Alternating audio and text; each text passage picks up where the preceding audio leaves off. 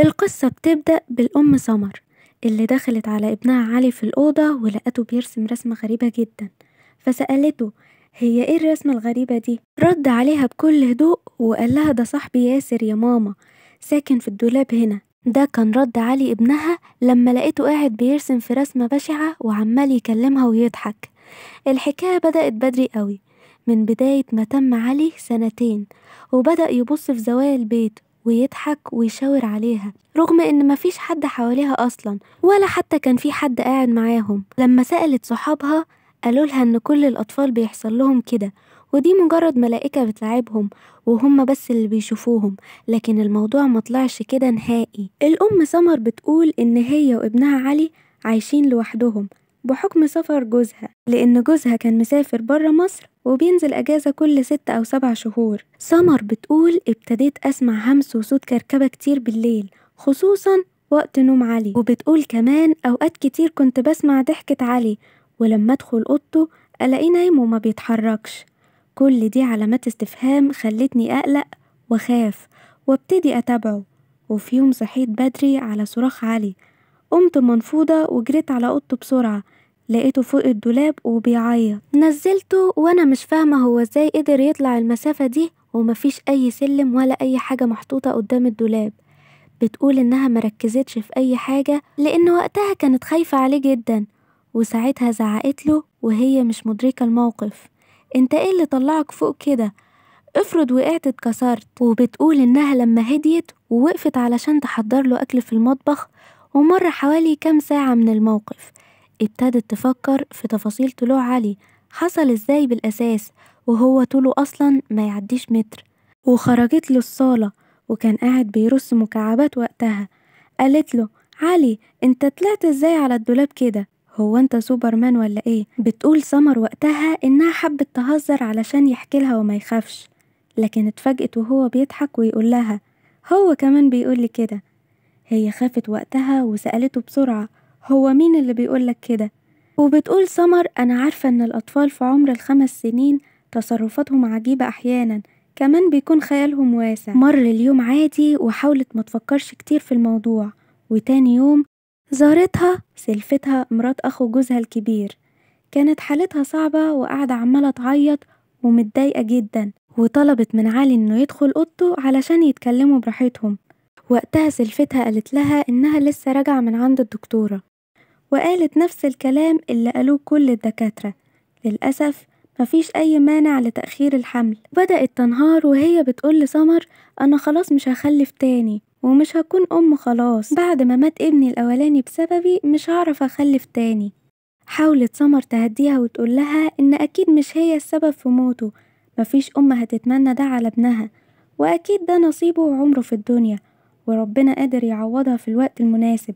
سمر بتقول إن حالتها كانت صعبة جدا على الرغم من إنها ما بتحبهاش وبتحاول تبعد عنها، وبتحس في عيونها بشيء غريب كده وغامض، لكن موقفها كان صعب، خصوصا إن ابنها توفى من 2 سنين وكان عنده 3 سنين، يعني كان كبير وقتها، ومن وقتها وموضوع الأمومة بقى شبه مستحيل رغم إن مفيش أي أسباب مرضية. ولما مشيت من عندها سمر بتقول إنها دخلت علشان تشوف ابنها علي لأنها غابت عليه كتير، كانت مفكرة هتدخل تلاقيه نايم، لكن لقيته قاعد بيرسم رسمة بشعة جدا تاني ومرعبة وهو مش متمكن أصلا في الرسم.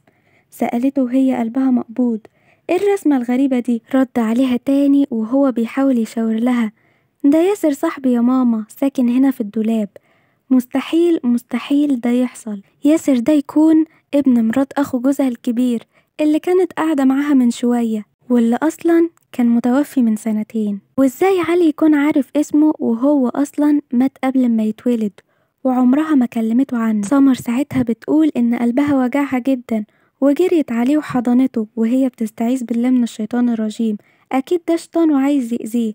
خدته معاها أوضتها. سمر بتقول إن ساعتها ما كانتش عارفة تتصرف إزاي، لا قادرة تسأله عن صاحبه ياسر ولا قادرة تقوله أي حاجة، وهتقوله إزاي وده طفل لا يفقه شيء في حياته ومش عارف أصلا يعني إيه موت ويعني إيه حياة. بتقول إنها فضلت مخلياه في حضنها لحد ما نام جنبها، وقررت إنها مش هتنيمه في أوضته لوحده تاني أبدا. بتقول مسكت التليفون وقلت أحكي لجوزي اللي حصل في الشات، يمكن يفهمني معناه. لكن قبل ما اكتب اي حرف سمعت صوت في أوضة علي، غطيته كويس وقمت بشويش اشوف سبب الصوت ده. الأوضة كانت جنب أوضتي والصوت كان واضح. مجرد ما فتحت باب أوضته الصوت وقف. رجعت تاني لعلي ابنها، لقيت الغطا متشال من عليه وهو لسه نايم. وقتها كانت محتاجة حد يطمنها من كتر الرعب اللي عايشة فيه لوحدها، وساعتها غطيته تاني ونامت جنبه. ورجع الصوت يشتغل تاني في أوضته بشكل ملحوظ جدا وواضح، كأنه رافض عدم وجوده في الأوضة.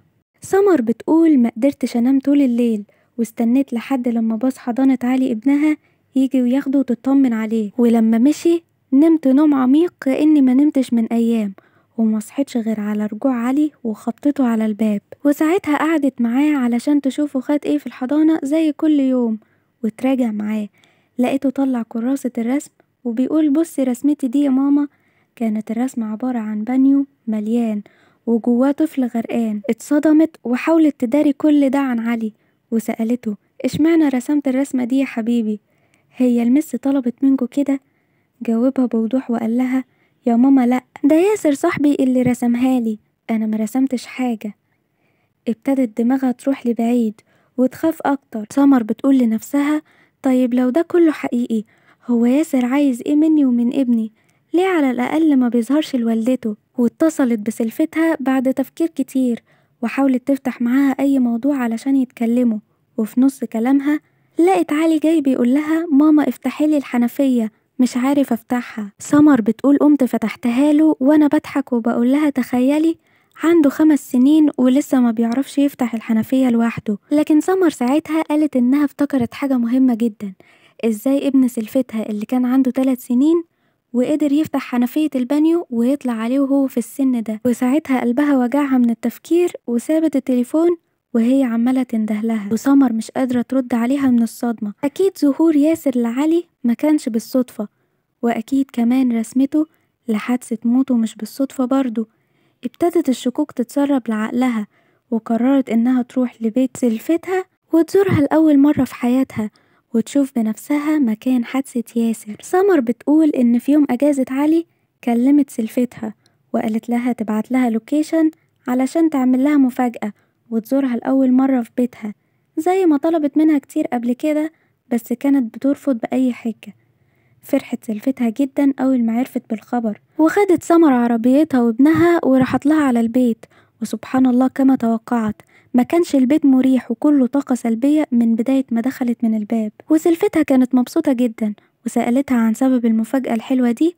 قالت لها إن علي ابنها هو اللي طلب يشوفها وما قدرتش ترفض له طلب، وخدت منها علي ابنها وقالت له تعالى هدخلك أوضة الألعاب، رغم إني ما فتحتهاش لحد من بعد ابني. وسمر استغلت الموقف وطلبت منها تشاور لها على مكان الحمام علشان تدخل وتشوف واقعة الحادثة. سمر بتقول إن الحمام كان كبير والبانيو اللي موجود مستواه عالي ومفيش أي سلم يخلي الطفل يطلعه بسهولة، غير إنها لاحظت إن البانيو فاضي ومسكت مقبض الحنفية اللي فيه علشان تتأكد هي قوية ولا سهلة ممكن تتفتح من الأطفال. واتصدمت لما فتحتها بصعوبة، والغريب إنها نزلت دم مش مية. وهي ساعتها اتأكدت دلوقتي إن في سر كبير ورا موت ياسر وظهوره في بيتها. قلبها اتقبض وجسمها بدأ يترعش بقوة. قفلت الحنفية وطلعت بسرعة وهي بتحاول ما تبينش أي توتر على وشها، وكل خوفها كان على علي ابنها اللي دخل أوضة ياسر من شوية. خرجت تندهله باسمه بصوت عالي. سلفتها اتخضت وحاولت تهديها، وعلي طلع على صوتها وهو بيجري عليها، حضنته وهدته. وساعتها اعتذرت لها إنها خافت لا يكسر حاجة جوه من ألعاب ابنها. وقعدت شوية وهما الاتنين يتكلموا في موضوعات كتير بس ما كانتش قادرة تركز في أي موضوع فيهم. وفجأة لقت جرس الشقة بيرن جامد بصوت مزعج. سمر بتقول إنها خافت من جواها وحست بكارثة جديدة خلاص هتحصل. حتى سلفتها استغربت وفضلت تزعق وهي بتقول لحظة لحظة، مين المزعج اللي بيعمل كده؟ وفتحت لقت كريم جوزها اللي هو يكون أخو جوز سمر، وبتقول إن كان مرسوم على وشه الغضب وتقريبا اتصدم لما لقى سمر موجودة. قامت علشان تسلم عليه وهو رمى السلام من بعيد ودخل على أوضته مباشرة من غير حتى ما يكلمها ولا حتى يسلم على علي، على عكس عادته.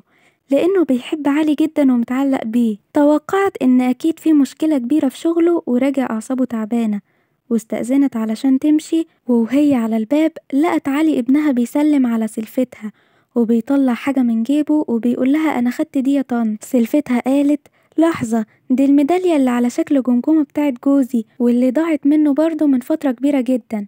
حتى هي ملامحها اتوترت جدا لما شافتها في ايد علي، وحاولت تعمل نفسها بتضحك وقالت له ياه دي كانت ضايعة، بس قشطة يا سيدي ما تغلاش عليك، وحضنته وهي عينيها بتتحرك شمال ويمين بتوتر وبشكل ملحوظ. سمر روحت البيت وهي عقلها مش مستوعب كمية الحاجات اللي بتظهر ورا بعضها، خصوصا الميدالية اللي علي ساب كل الألعاب واختارها هي بالذات. فقالت أكلم جوزي أسأله بشكل غير مباشر هل فعلا أخوه كان معاه نفس الميدالية دي ولا إيه؟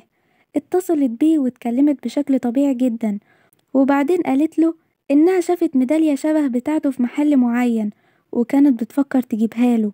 وقتها جاوبها وقال لها ما أنا عارف، أصل الشكل ده منتشر جدا، حتى كنت أنا وكل صحابي جايبين منها، وحتى أخويا كمان. وساعتها هديت واطمنت شوية، ولما بالليل جه خدت علي ابنها علشان ينام جنبها على السرير، وعلى الساعة 12 بدأ نفس الصوت يشتغل في أوضة علي ابنها تاني، لكن المرة دي ما كانتش خايفة وما قامتش من مكانها، فضلت تسمع وتتابع في الصوت وهو عمال يزيد.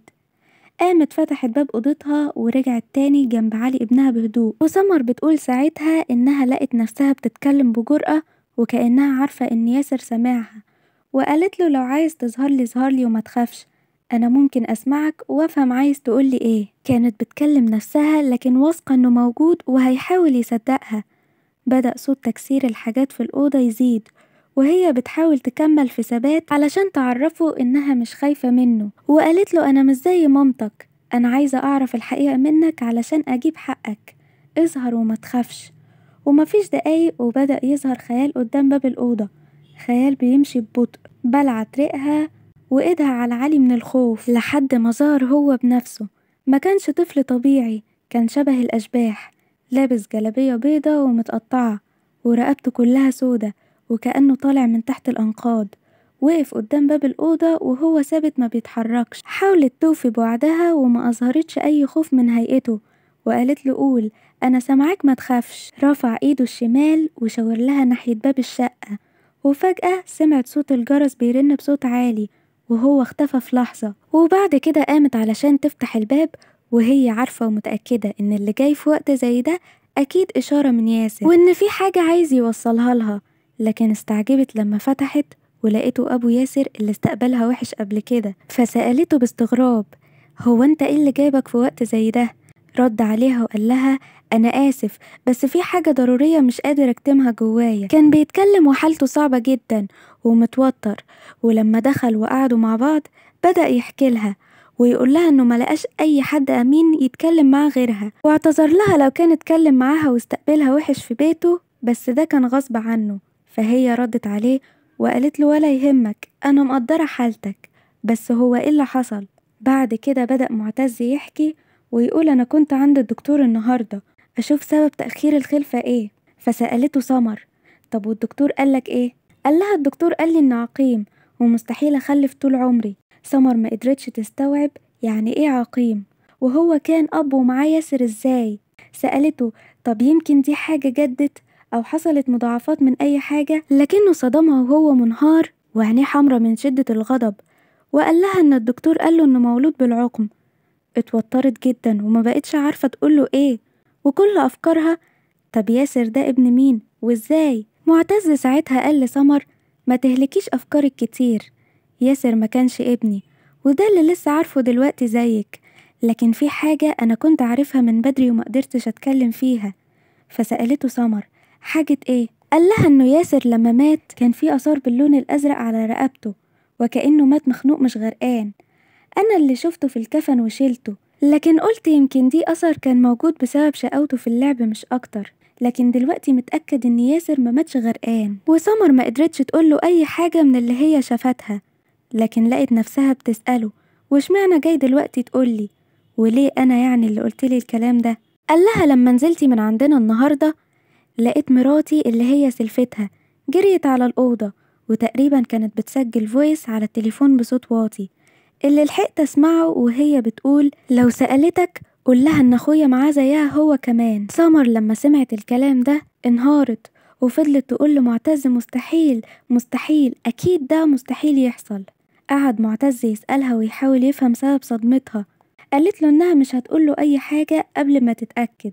وصحت علي ابنها من النوم وجابت جلابية العيد بتاعته وهو صغير، قطعتها بالمقص وبهدلتها في الأرض علشان تتوسخ، وحطت له على وشه بودر اسود وعلى رقبته زي ما شافت أنس وزي ما ظهر لها. وبعد ما خلصت كانت هيئته قريبة جدا من نفس اللي ظهر لها، وفهمت علي ابنها انهم هيلعبوا لعبة بيت الرعب مع سلفتها، وهو كطفل اتبسط جدا. على ما خلصت كانت الفجر أذن، وخدت معتز جوز سلفتها وعلي ابنها وراحت على بيت سلفتها. معتز فتح الباب بهدوء ومش فاهم هي سمر بتعمل ايه بالظبط، وسمر خلت علي ابنها يروح يقف قدام الأوضة اللي فيها سلفتها وهي نايمة، وابتدت سمر تعمل أصوات لحد ما سمعت صوتها وهي بتصرخ، وده معناه انها صحيت وشافت علي قدام بابها.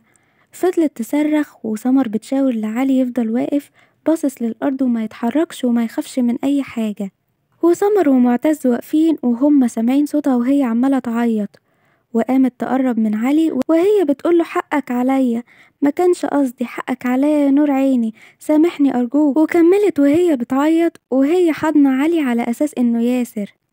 معتز مقدرش يسلب طوله وقعد على الأرض، وسمر خرجت بسرعة شدت منها علي قبل ما تعمل فيه حاجة. اتصدمت جدا من وجود سمر وفضلت تقرب عليها وهي ترجع بظهرها لورا، كانت ناوية تموتها علشان عرفت سرها. وهي بتقرب لها اتفاجئت بخروج معتز جوزها من المطبخ، كانت فاكرة ان سمر لوحدها في البيت معاها. معتز مسكها من شعرها والغضب مليه.